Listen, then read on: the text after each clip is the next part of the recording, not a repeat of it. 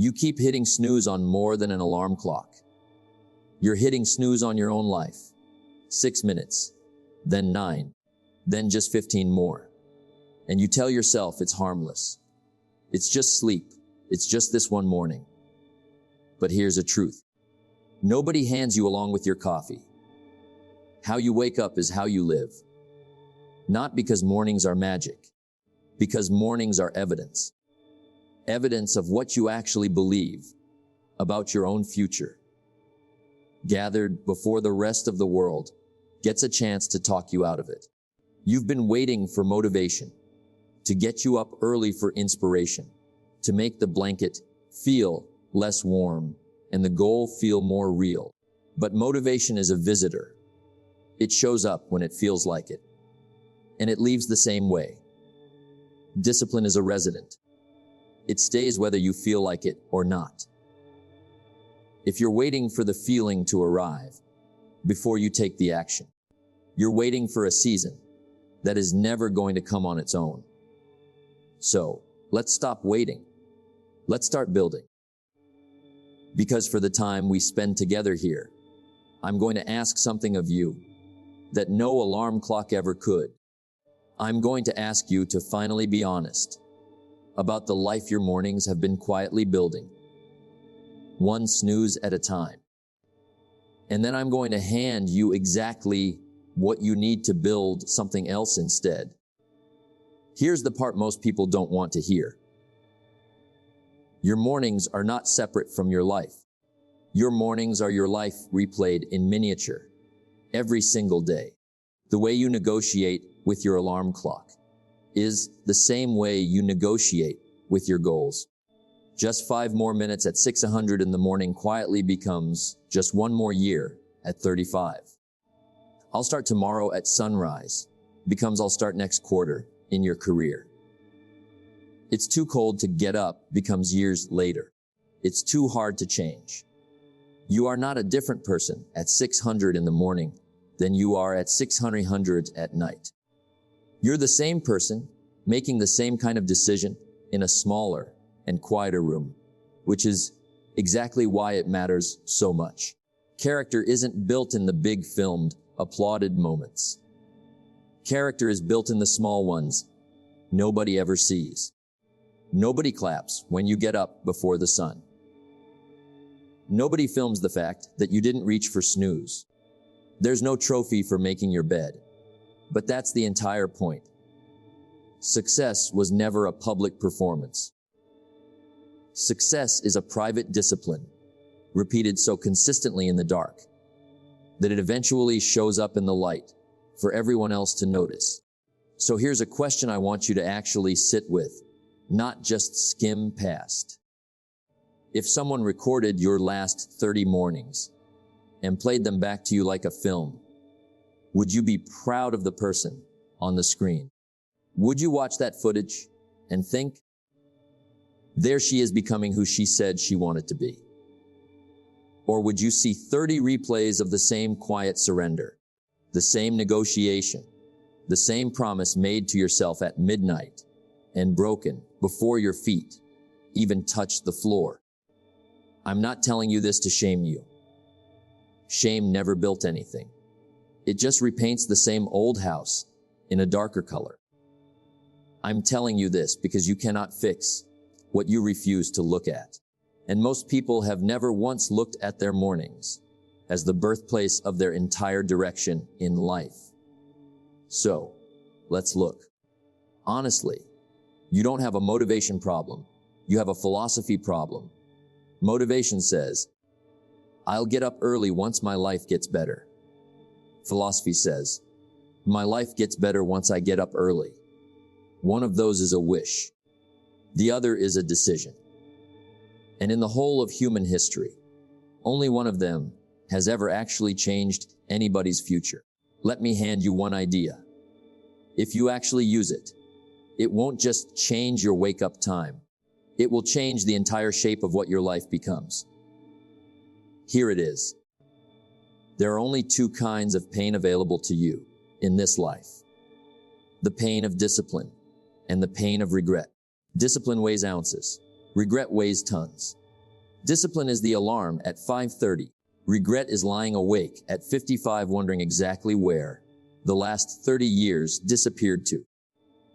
Discipline is the short, cold walk before the world wakes up. Regret is looking in the mirror one day and not recognizing the confidence or the body of the person looking back. Discipline is closing the phone and opening a book. Regret is realizing far too late that you spent a decade scrolling through other people's lives instead of building one of your own. Feel this contrast. Don't just hear it. Choose the pain of discipline, and it lasts a moment, and it builds a person. Choose the pain of regret, and it lasts a lifetime, and it slowly buries a person. Not in the ground, but underneath a pile of excuses and unfinished sentences that all begin with, "I used to want to." So, which pain are you choosing this week? Not next year, not eventually, this week. Because regret doesn't knock loudly. It doesn't introduce itself in your 20s and announce its arrival. Regret is patient. It collects itself one snooze alarm at a time, one skipped morning at a time, one I'll start Monday at a time. And then decades later, it hands you the entire bill at once with interest attached. Discipline collects itself the same slow way, except discipline is paying you, not charging you. Every early intentional morning is a small deposit into a future you haven't met yet, but who will absolutely thank you for showing up. So, which one are you making today? A deposit or a debt? You don't get to opt out of pain. That was never on the table for anyone in any life, in any era. You only get to choose which pain. And when you're willing to feel it now in a form small enough to survive.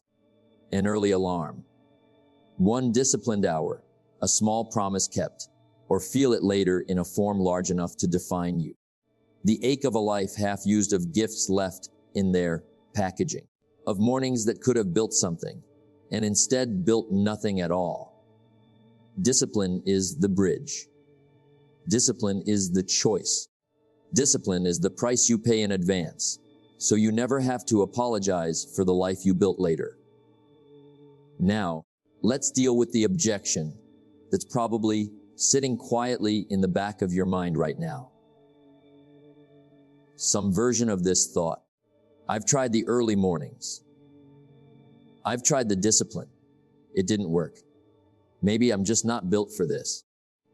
Let me answer that with something a farmer has always known and something the rest of us conveniently forgot the moment we left the countryside for the city. Life has seasons, and no one, regardless of effort, gets to skip any of them. There's a planting season, a growing season, a harvest season, and yes, there is a winter. Winter isn't a punishment. Winter isn't proof that the farmer failed.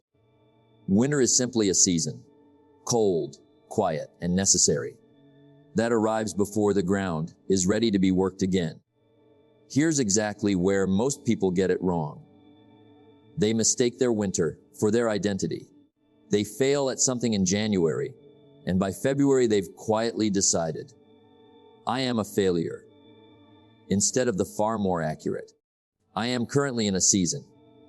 Do you see the difference? One is a life sentence. The other is a Tuesday. A farmer doesn't stand in his frozen field in the dead of December, stare at the barren dirt, and conclude that farming simply doesn't work for him.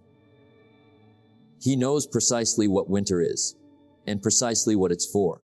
He uses it not to quit, but to prepare to repair his tools, to study last year's harvest, and understand exactly what to change before spring. That's the actual difference between the person who stays stuck and the person who eventually succeeds. It was never that one of them never failed. It's that one of them treated failure as evidence and the other treated it as a verdict. Your last failed attempt at waking up early, at building this exact habit, at becoming the person you already know you're capable of being, wasn't a verdict on your character. That was winter. And winter always ends, but only for the people who don't quit the field. So here's the real question hiding underneath. I've tried this before, and it didn't work. Did it actually not work? Or did you quit somewhere in the middle of a season that was never going to reward you yet? Nothing you plant blooms the same day it's planted. Not one seed in the entire history of agriculture has ever broken the surface within 24 hours. And yet we expect our own growth to behave differently. We plant a single disciplined morning. And when we don't see a transformed life by Thursday, we rip the seed back out of the ground just to check whether it's working. That single habit, the constant checking, the constant quitting before harvest, is the actual reason so many people never meet the version of their life that was waiting for them on the other side of one complete season of discipline. You are not behind. You are not broken. You are simply quite possibly standing in a season you haven't finished yet. So finish it. Let this be the one you don't walk away from early. There's an old law that governs every field, every harvest, and whether you've noticed it yet or not, every single morning of your life, you will reap what you sow, not what you wish for, not what you intend, what you actually plant. This isn't punishment. It isn't karma dressed up in spiritual language. It's simply how growth has worked since the first seed ever met the first patch of soil. Now, point that law at your alarm clock.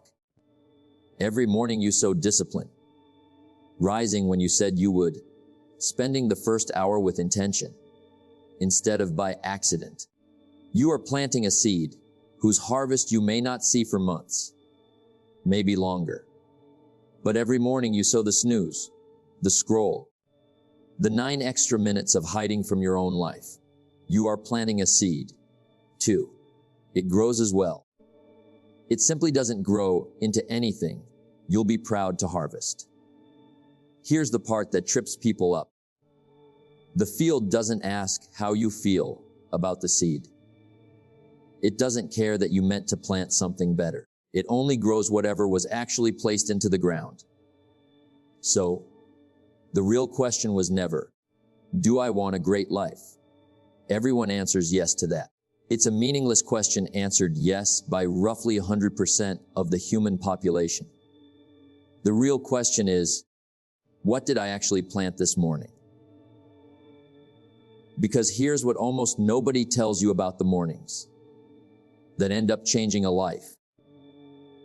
They rarely feel dramatic while they're happening. Rising 30 minutes earlier to read 10 pages doesn't feel like a life-altering event. It feels like 10 pages. 20 minutes of movement before the world wakes up doesn't feel like the start of a transformation.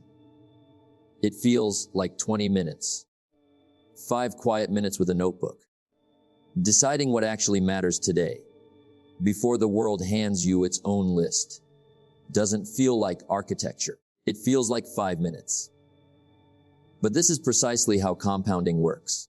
And compounding remains the single most powerful force available to an ordinary person willing to be patient.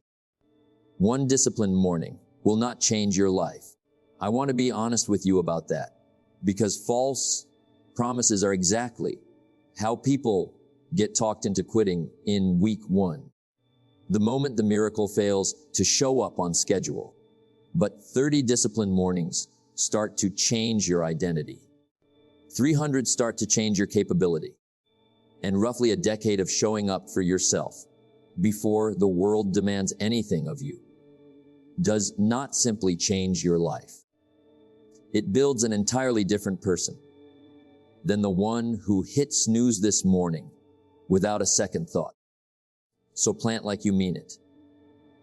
Plant like you actually believe the harvest is real. Even on the days you can't see a single sign of it yet, you will reap exactly what you sow. And right now, this morning, you are the one holding the seed. Let's deal honestly with the excuses. Because you have some, and so does every single person who has ever wanted to change and didn't. I'm not a morning person. My job doesn't allow it.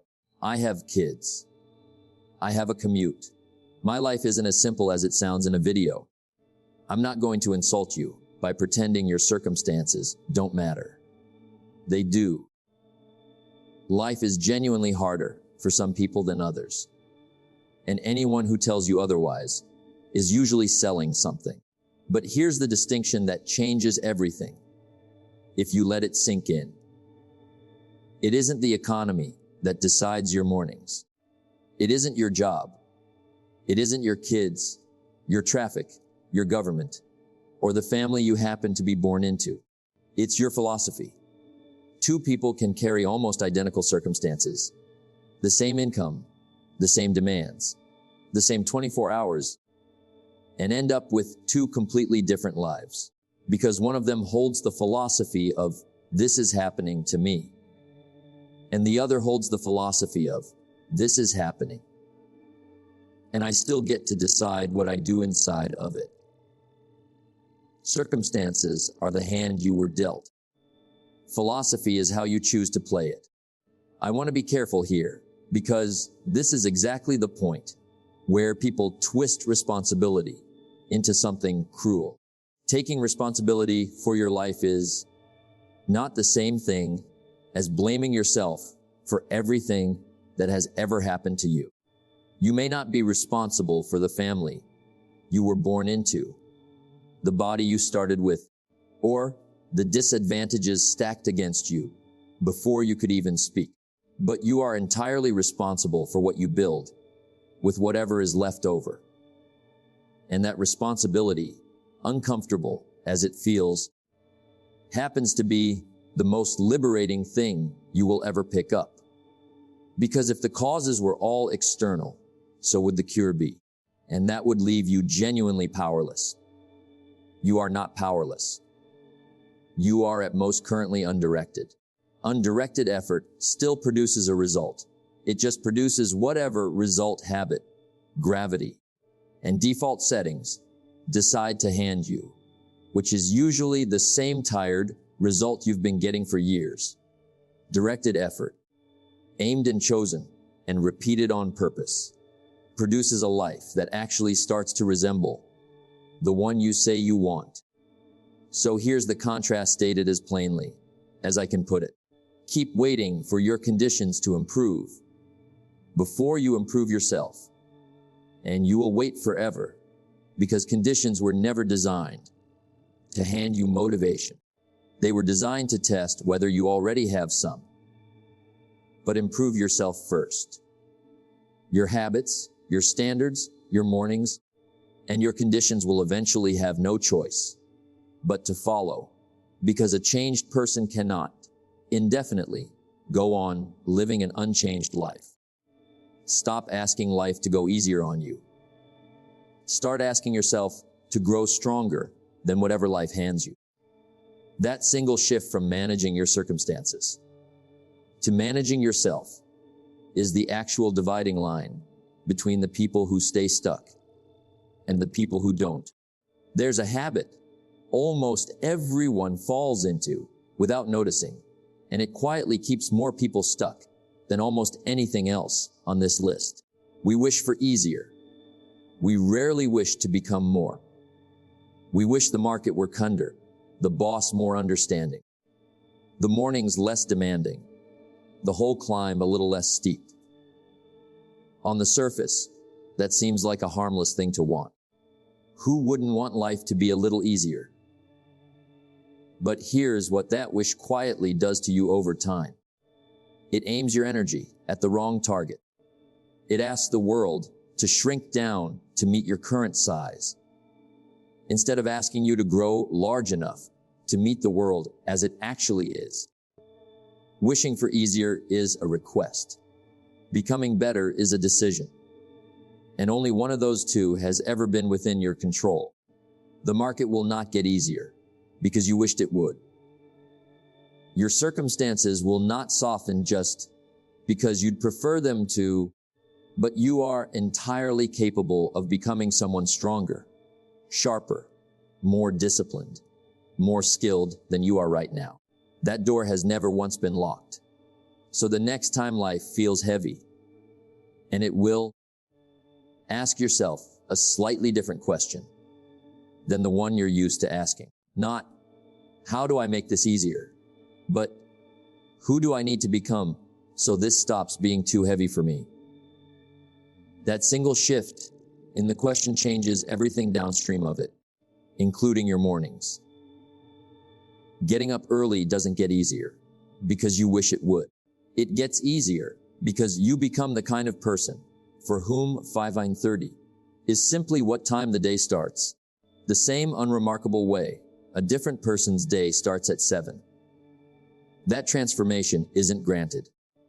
It's built one repetition at a time by someone who stopped asking for an easier road and started asking to become strong enough for the one already in front of them. 2 students can sit in the same classroom, hear the same lecture, read the same book. One leaves wishing the material were simpler. The other leaves asking what she'd need to become to master it. Same room, same hour. 2 entirely different trajectories. And the difference was never the material. It was the question each of them asked about it.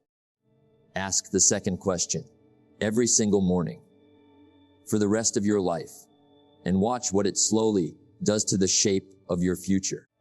Here's a piece of this philosophy most people accidentally skip because it sounds backwards the first time you hear it.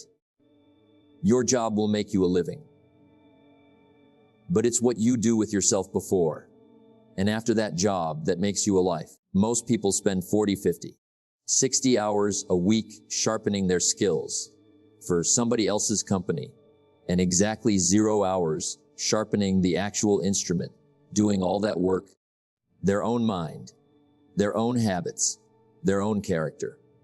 Then they wonder years later why the promotion never came, why the business never took off, why the opportunity walked right past them and landed on somebody else who didn't seem on paper any more talented. Here's the uncomfortable truth. Opportunity rarely fails to knock. Far more often the person simply wasn't developed enough yet to recognize it or ready enough to answer the door when it did. So this is the discipline hiding inside the discipline. Before you build your business, build yourself. Before you chase the promotion, become the kind of person promotions get handed to without a fight. Where does that self-building actually happen? Rarely at work, almost never in the meeting or the shift or the inbox. It happens in the first hour of your morning when nobody is asking anything of you yet. And you get to decide freely what kind of person you're going to practice being today. Read something that stretches you, even 10 minutes of it. Move your body before it has to carry you through 8 hours of somebody else's demands. Sit with your own thoughts long enough to actually hear them instead of drowning them out with the first notification of the day. None of that will show up on a job description. None of it will get you a bonus this quarter. But compounded over years, it's the actual difference between a person who has a job and a person who has built a life that the job merely happens to be a part of. Work hard at your job. That was never in question. But work harder on yourself because your job can be taken away in a single afternoon. What you've built inside yourself cannot. I want to add one more layer to this because discipline doesn't happen in a vacuum. It happens inside a room surrounded by other people, whether you've noticed them shaping you or not. Here's something worth sitting with. You are quietly becoming an average of the conversations you have the most, the habits you watch the closest, and the opinions you let carry the most weight. If everyone around you sleeps until the last possible minute, hits snooze without a second thought, and treats ambition like something a little embarrassing to admit out loud, you will find it very difficult to be the one person in that room quietly rising before the sun. Not impossible, just difficult. And difficult over enough years tends to win. This isn't a call to abandon anyone who loves you. It's a call to notice honestly which voices in your life are handing you permission to grow and which ones are quietly handing you permission to stay exactly where you already are. Some of those voices need more of your time. Some of them, gently and without drama, need less. And some of the most important seats in that room aren't other people at all.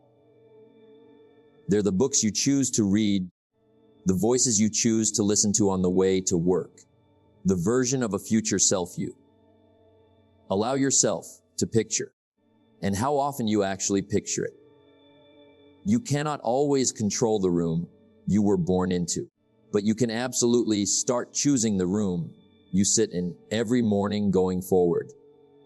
And mornings, more than any other hour of the day, are the one time when that room is entirely, quietly yours to design. Let me warn you about something before we go any further, because it's going to try to sabotage you the moment this video ends. The instant you decide to change, some part of you will go looking for a hack, a shortcut, the one trick, the one app, the one system that lets you skip the boring middle part and land straight at the results. I need to tell you plainly that shortcut does not exist. It has never existed. Everyone selling you one is selling you a beautifully wrapped version of nothing. What actually exists is a ladder, and a ladder by its very design cannot be skipped. You climb one rung, then the next, then the one after that. There has never been a version of climbing that involves teleporting to the top. Here's what that means for your morning specifically. You don't need a flawless 5-hour routine with cold plunges, 40 minutes of journaling, and a green juice that takes 11 minutes to blend. That isn't a ladder. That's a fantasy engineered to make you feel like a failure before you've even started, because nobody sustains that on day 4, let alone day 400. What you need is one rung, one something so small it feels almost embarrassing to call it a discipline. Wake up 15 minutes earlier than you do right now. Not 3 hours earlier, 15 minutes. Repeat it until it stops being a decision and simply becomes who you are. Then add the next rung. Then the one after that. This is what almost nobody wants to hear because it isn't exciting. It won't make a viral headline, and it demands the one ingredient modern life has quietly trained you to avoid: patience. Character isn't built from information. You already knew you should get up earlier, before this video started. Information was never the missing piece. Character is built from repetition, from doing the small right thing when it's inconvenient, when it's cold, when nobody's watching, when there's no reward waiting, except the private knowledge that you did exactly what you said you would. That quiet private knowledge, repeated daily, is where real confidence actually comes from. Not affirmations shouted at a mirror, evidence. You come to trust yourself the same way you'd come to trust anyone else, by watching them keep their word morning after morning, rung after rung. So stop looking for the elevator. There isn't one, and there never has been for anybody in any generation, in any field of human endeavor.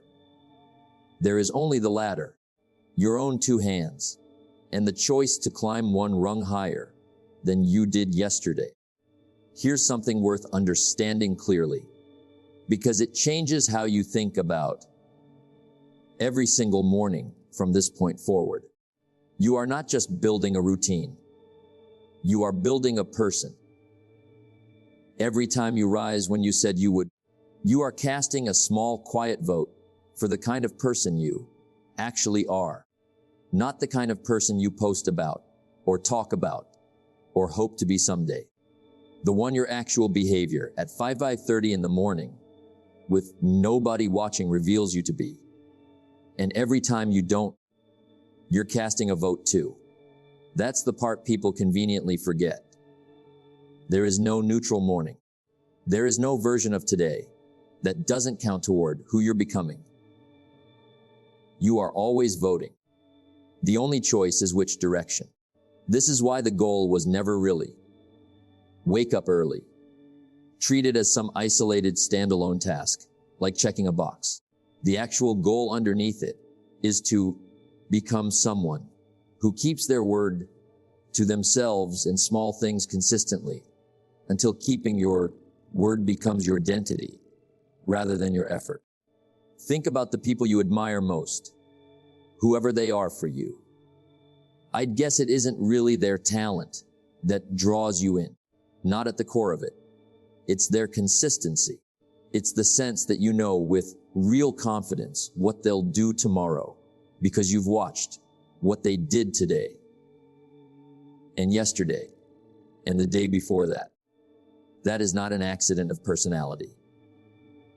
That's the accumulated residue of thousands of small choices, each one a brick laid on top of the last, until eventually the brick stopped looking like effort and started looking like character. You are laying your own bricks right now, this week, whether you notice it or not. The only question is whether you're laying them on purpose toward a structure you actually chose, or by accident toward whatever shape gravity and convenience happened to hand you. Choose the first one. Lay the brick on purpose, because 5 years from now, nobody is going to ask you what your alarm was set for. They're going to meet the person those mornings, quietly built, and they won't know or need to know a single detail about how it happened. They'll simply meet the result. Let the result be one you're proud to introduce. I want to be honest about something, because I don't want you to hear any of this as never rest, never relax, punish yourself into exhaustion. That isn't discipline. That's just a different, quieter way of running from yourself. Rest is not the enemy of this philosophy. Comfort as a permanent address is. There's a difference between resting, so you can rise again, and resting, so you never have to rise at all. The first is wisdom. The second is a slow, comfortable kind of surrender that doesn't even feel like losing while it's happening, which is exactly what makes it so dangerous. Comfort is the only trap in the world that convinces you you're safe while it's quietly costing you everything. Think about it. A muscle that's never challenged doesn't stay the same. It doesn't hold its ground. It weakens. Comfort doesn't preserve you. It slowly erodes you, so gradually that you don't notice the loss until you try to do something that used to be easy and discover it isn't anymore. The same law applies to ambition, to confidence, to your capacity for hard mornings. Avoid the discomfort of rising early long enough. And it isn't that you stay the same person who could have done it. You become someone with less capacity to do it than you had a year ago. This is why the goal was never to suffer more. Suffering isn't the point. And I'd be lying to you if I dressed it up as virtue on its own. Plenty of people suffer through hard mornings and build nothing, because they suffer without direction, without a seed in the ground, without a season in mind. The goal is to choose discomfort on purpose in small, deliberate doses so that you remain the kind of person who can rise to whatever life eventually demands of you without notice. Because life will demand things of you without asking permission first. It always has for everyone. The only real question is whether when that moment comes, you'll have spent years building the capacity to meet it, or years avoiding anything that might have prepared you. Waking up early on an ordinary Tuesday, when nothing is on the line and no one is watching, is how you quietly build the version of yourself who won't collapse when something actually is on the line. Comfort feels like safety. It has never once been safety. It has only ever been a very convincing disguise for standing still while everything else quietly keeps moving. Let me show you something with numbers, because sometimes a philosophy needs a little arithmetic behind it to really land. Say you decide to read just 10 pages every single morning. 10 pages feels like nothing. It's barely a chapter. It's the kind of goal that sounds too small to bother mentioning out loud. 10 pages a day for 1 year is well over 3,000 pages. That's somewhere around 15 to 20 books, real books. Fully read in a single year from a habit so small, it barely registered as effort on any individual morning. Now stretch that same 10 pages across 5 years. That's 70, 80, maybe 100 books deep into whatever you chose to study, while most people around you are still saying, "I really should read more," the exact same way they said it 5 years earlier. That's the entire secret hiding inside compounding. It was never about doing something enormous once.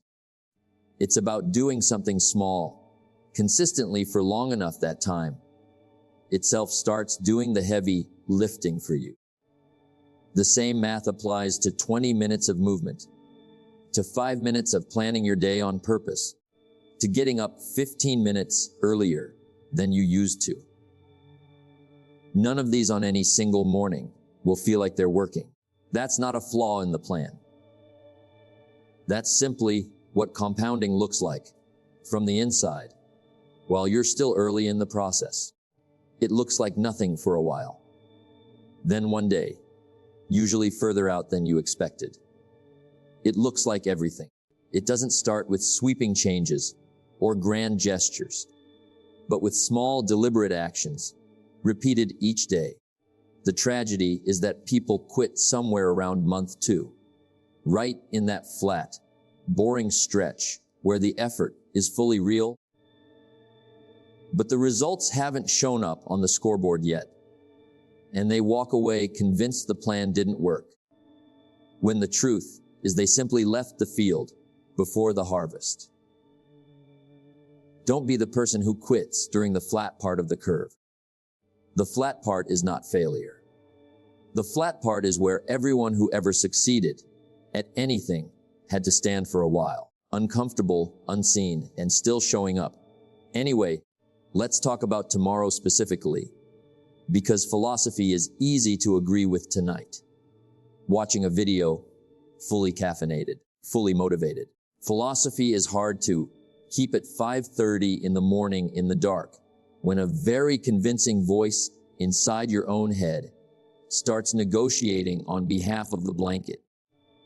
That voice is going to show up tomorrow.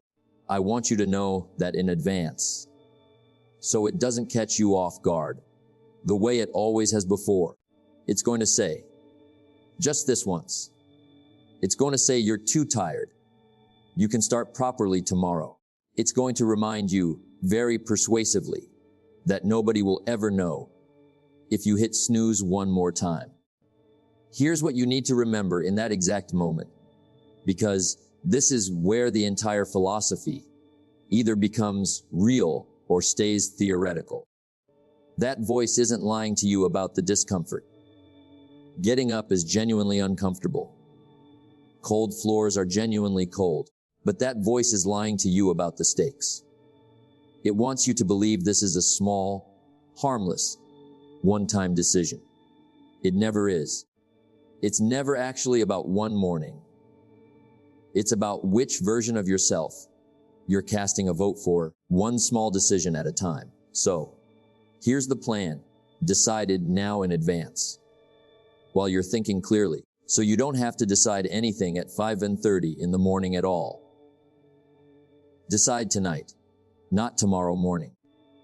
The version of you who's half asleep, with a thumb over the snooze button, doesn't get a vote. The version of you who's hearing this right now, awake and clear-headed, is the one who makes the call in advance for both of you. Then, the instant the alarm sounds, move your feet to the floor before your mind gets a chance to open a debate. Thinking at 5:30 is just a polite word for negotiating your way back under the covers. You will not feel like it. I promise you that in advance, too. So there's no confusion tomorrow when you don't feel like it. Discipline was never about feeling like it. Discipline is what you do, especially when you don't. Let's make all of this real. Let's take it out of philosophy and put it directly into tomorrow morning. Because a lesson you don't apply within 24 hours is usually a lesson you never apply at all. Here's exactly what I want you to do. Not eventually, not starting Monday, tomorrow. First, decide your wake-up time tonight. Before you go to sleep, a decision made in the dark, half-conscious. Thumb hovering over the snooze button isn't really a decision. It's a negotiation, and you will lose almost every negotiation with a version of yourself, still half lost in a dream. Second, the moment the alarm sounds, get your feet on the floor before your mind gets a vote. Move before you think. Third, protect 1 hour, or even just 20 honest minutes, if that's genuinely all you have. That belongs entirely to the person you're trying to become, not to any of the roles you already play. Not employee, not parent, not the one answering everyone else's messages. Just you quietly building you. That might look like movement, reminding your body it's alive before the day starts demanding things from it. It might look like 10 pages of something that sharpens you rather than something that merely entertains you. It might look like 5 minutes of silence, with a notebook deciding what actually matters today, before the world hands you its own list of what it thinks should matter to you instead. Fourth, and this one might matter more than all the others combined, keep your phone out of the first 30 minutes of your day. The instant you open a screen full of other people's opinions, other people's highlight reels, other people's emergencies, you've handed the steering wheel of your morning to strangers. You cannot build a disciplined life while the very first act of your day is surrendering your attention to whoever shouted the loudest on the internet overnight. That's the entire starting list. Not complicated, not exotic, almost embarrassingly simple. And that's exactly why most people won't do it. We've been trained to believe transformation has to be complicated to be legitimate. It doesn't. The garden has never once cared how sophisticated your theory of gardening is.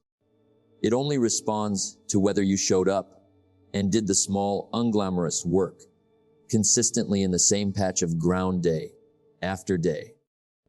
You are not planting this for tomorrow.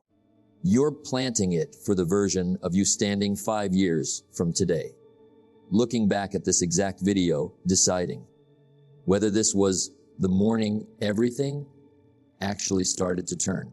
Make it that one. Let me show you 2 versions of the same person 5 years from today. Same starting point, same talent, same opportunities. Only one variable is different: what they chose to do with their mornings. The first version hit snooze most days. Told himself he'd start Monday, then the Monday after that, until he eventually stopped mentioning Monday altogether. His mornings were chaos, rushed, and reactive, dictated by whichever notification screamed loudest first. He stayed busy constantly, and somehow never got further ahead. 5 years moved through his hands the way water moves through open fingers, completely without him ever quite feeling it happen. He is not a failure. He is not a bad person. He is simply 5 years further into a direction he never actually chose. Still standing in the same field, having sown the same seeds, quietly wondering why the harvest never arrived. The second version isn't smarter, isn't luckier, wasn't handed a single advantage the first version didn't also have. But 5 years ago, she made one decision, and then made it again the next day, and the next, until it stopped being a decision at all, and simply became who she was.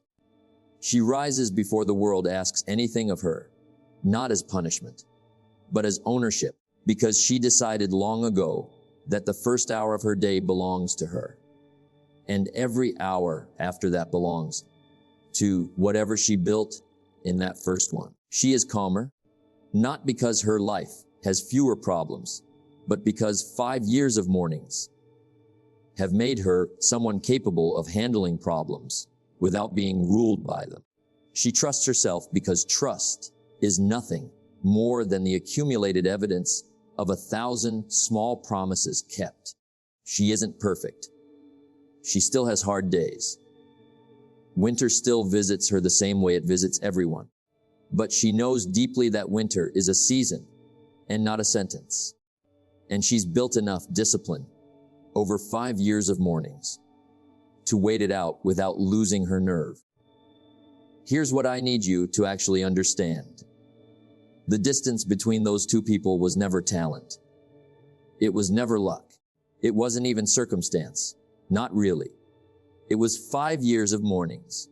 That's the entire difference, quietly multiplied into 2 completely different lives. You are going to become one of those 2 people, whether you consciously decide to or not. Time does not wait for your decision. It keeps moving regardless. And it turns whatever you plant or fail to plant into a harvest either way.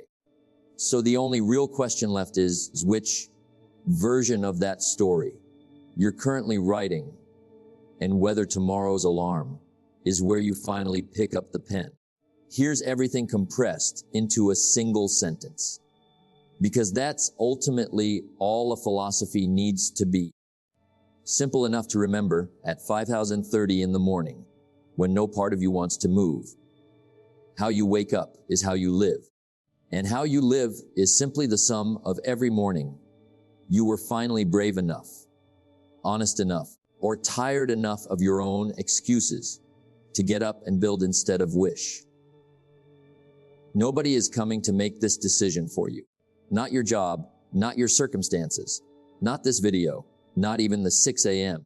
version of yourself who will still every so often try to negotiate for 9 more minutes. Discipline or regret, winter or harvest, wish or build. You already know which one you actually want. So tonight, set the alarm. Not for the person you've been until now, but for the person you are finally done waiting to become.